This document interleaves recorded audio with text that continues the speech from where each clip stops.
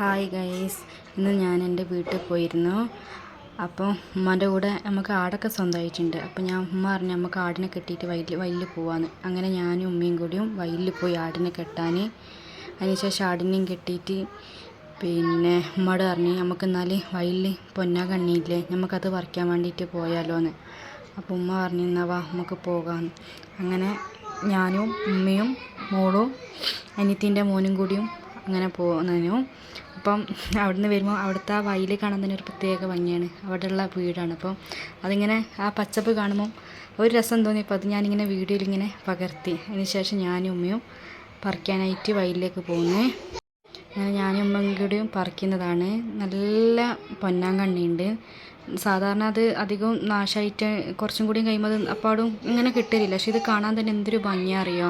കാരണം ഒരു പുള്ളിക്കുത്തോ ഒന്നും വീണിട്ടില്ല. സാധാരണ ചിലപ്പോൾ ഇത് എന്താവില്ല അധികം നല്ല നമുക്ക് കിട്ടുകയില്ല. ഇത് വളമൊന്നും അടിക്കാത്ത നല്ലൊരു പൊന്നാങ്കണ്ണിയാണ്. ആ മോളും മോനും അങ്ങോട്ടേക്ക് ഇറങ്ങി വരണം എന്ന് പറഞ്ഞിട്ട് അവരിറങ്ങി വന്ന് മോളെ എടുത്തിട്ട് അവനെയും എടുത്തിട്ട് അങ്ങോട്ടേക്ക് ഇറങ്ങി. ഞാൻ പറഞ്ഞു അവിടെ നിന്നോ, ഞങ്ങളത് പറിക്കട്ടെ എന്ന് പറഞ്ഞു. അങ്ങനെ അവിടെ നിറച്ചുണ്ട്. അപ്പോൾ ഞാൻ പറഞ്ഞു നമുക്ക് ലേശം മതിയല്ലോ, അത്രയല്ലേ വെക്കുള്ളൂ ഇപ്പോൾ.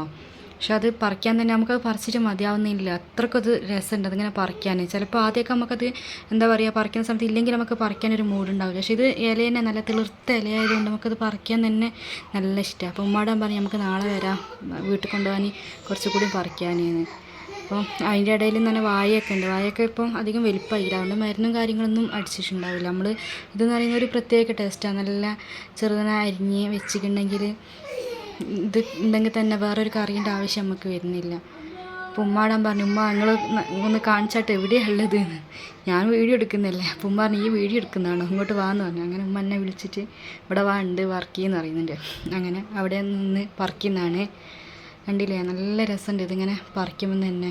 സമയം പോകുന്ന അറിയുന്നേ ഇല്ല. നിങ്ങൾക്ക് എന്ത് രസമാണ് ഇത് കാണാൻ തന്നെ.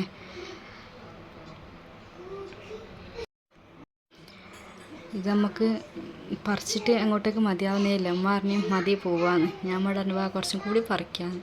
അങ്ങനെ നമുക്കൊരു പിടീൻ്റെ അടുത്ത് കിട്ടിയിട്ടോ ഏകദേശം. അങ്ങനെ നമ്മളത് പറിച്ചു പോയി. പിന്നെ മക്കൾക്കും അതേപോലെ തന്നെ അവിടെ അതിൻ്റെ സൈഡിൽ തന്നെ ഒരു തോടുണ്ട്. അപ്പം മോള് പറഞ്ഞു ഉമ്മച്ചി വാ നമുക്ക് അങ്ങോട്ടേക്ക് ഇറങ്ങാമെന്ന്. ആദ്യം അത് നല്ല സൗകര്യമുള്ളൊരു തോടൊക്കെ ആയിരുന്നു. പക്ഷെ ഇപ്പം എന്തില്ല അങ്ങോട്ടേക്ക് ഇതില്ല. ഞാൻ അവരോട് പറയുന്നത് അവിടെ നിൽക്കുന്നു. അവർ പറഞ്ഞിട്ട് കേൾക്കണ്ടേ. അങ്ങനെ ഞാൻ ഒരിക്കത് ഇതാ കണ്ടോന്ന് പറഞ്ഞിട്ട് കാണിച്ചു കൊടുക്കുന്നായിരുന്നു.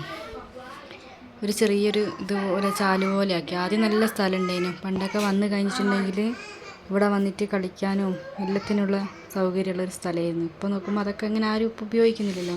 അങ്ങനെ അവർ പിന്നെ റോഡിൽ നിന്ന് കയറി ഇരുന്നിരുന്നു. ഇപ്പോൾ താഴേക്ക് ഇറങ്ങി വന്നിട്ട് ഇതാ വീകാൻ പോയി. അപ്പോഴത്തേക്ക് ബാലൻസ് കിട്ടി. മോനെ ഞാൻ പിടിച്ചു. മോളോട് ഞാൻ പറയുക ഇറങ്ങിക്കുക വേണമെങ്കിൽ കാല് വെക്കാനാണ്. അങ്ങനെ ഞങ്ങളത് പറിച്ചു പോയി.